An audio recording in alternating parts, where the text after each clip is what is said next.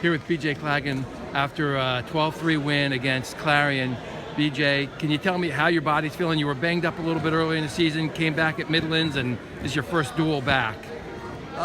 Yeah, I mean, I feel pretty good, coming back. I've been training with Coach Angie and Coach Nick, and we've just been going over the fundamentals, everything that we need to work on and progress to get better. Last week, we were practicing probably like double. Yeah. So I was doing like bike sprints or like treadmill sprints, just to get better just get in better shape and condition and open my lungs up for matches like this and for pit duels. And I think it's just, slowly progressing, just being out for 3 weeks and then coming back to Midlands. Yeah, that's a tough tournament to come back to, right? Yeah, and then not performing the best I can, it's just, it's tough. So it's been, a new year. I just wanted to, get my mind focused and get back to where I need to be. And that's just train hard and just get back. So what's your mentality when you're out here in the match with this guy? Now it's just having fun, where I was, All-American, to where I am now, former. It's just now I got something to prove again, and that's the best part about the sport. Is when you fall, you have to be the man to get back up and realize what you did wrong and what you need to fix. And I feel like I fixed all that, and now it's just one step at a time, just getting back, feeling good, and getting my legs underneath me and getting stronger at 57 to win a national title.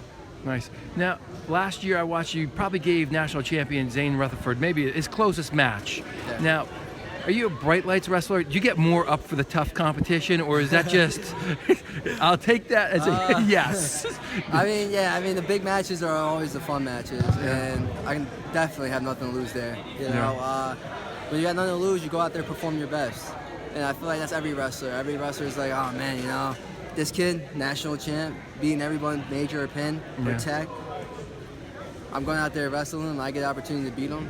It's just a privilege, and I feel like not every wrestler takes advantage of that. But me, when there's a big crowd and a lot of people, and I'm wrestling the #1 kid in the country, I'm gonna perform. And that's what I do best is perform.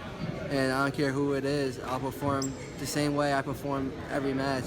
And that's what I gotta get back to, is being consistent and just performing every match like everyone's a national champ. So, do you have any, you've been at this for a while. I talked to your teammate Chad about this. What advice would you give yourself, knowing what you know now, as a freshman?